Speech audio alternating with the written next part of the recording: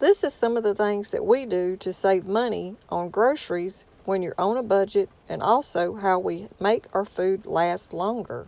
We like to use mason jars when storing our fruits and vegetables. You just put a paper towel in the bottom of the jar, and using the jars will help you have your fruits and vegetables for around 2 to 3 weeks. If you don't have a mason jar, you could use an airtight container. And if you've got a vacuum sealer, you can use a vacuum sealer, and that will help also. Make sure your fruits and vegetables are washed and dried all the way before storing them in the jars or your containers. I like to do my cabbage like this, peppers, and strawberries. And whenever you're buying your produce, always try to get the freshest produce you can get, and that will prolong the life of your vegetables in the mason jars. And if you don't have mason jars, you could save the jars you get from the store, like with salsa or spaghetti sauce or any kind of jar that you can get nowadays from the store. Save them, rinse them out, and put a little vinegar and water in them, and it'll get the smells out. And they're great to use for doing this too. I've been storing my produce this way for a while now. It helps save money, and you don't let your stuff go bad before you can get to it.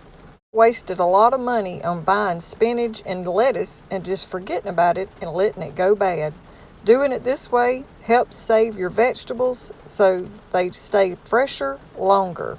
And now that I have all my peppers cut up, washed, and dried, I'm going to now pack those in my mason jar. I put my paper towel folded in the bottom to collect the moisture from my peppers. And now we're just going to pack them up. And this will help save these peppers for 2 to even maybe 3 weeks. Makes your vegetables go a lot longer. Cucumbers and bell peppers work good in mason jars also. It keeps your cucumbers real crispy and fresh.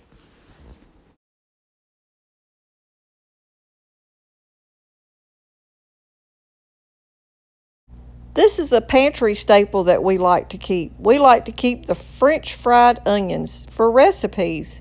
It makes a good casserole, and storing them in the mason jars help keep them fresher and crispier longer than these bags. So that's another good thing that you could store in a mason jar.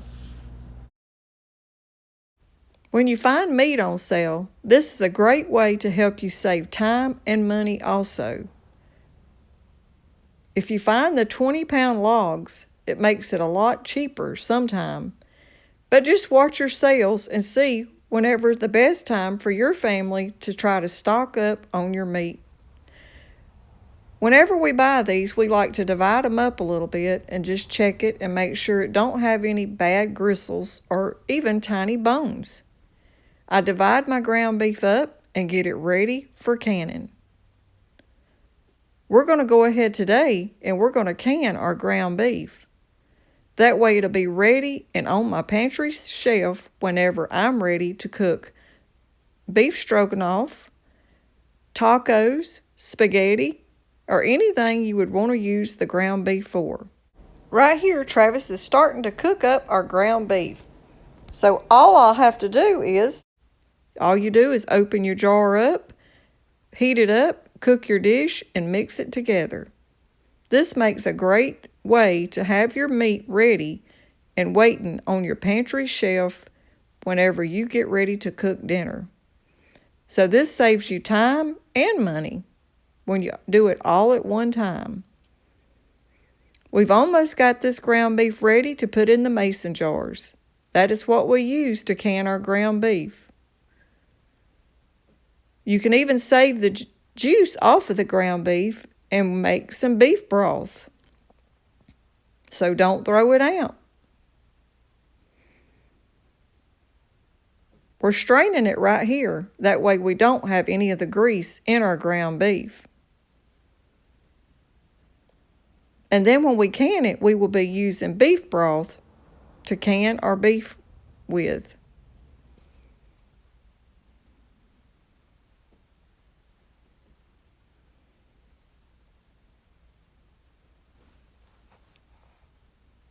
When you're trying to stretch your grocery budget, ground beef is one of the cheaper types of meat to use, and it can make a lot of different dishes. So it's always good to have some ground beef on your shelf. So if you decide to do some canning of ground beef, just watch your sale papers. Check out the surplus stores. A lot of those have it cheaper sometime. But whenever you can get it on sale, it's always a good time to stock up. And now that we've got the ground beef all drained and ready for the canner, we're going to go ahead now and we're going to pack our ground beef in our mason jars. Just like our produce, we love using our mason jars, and this is a great way to can your ground beef.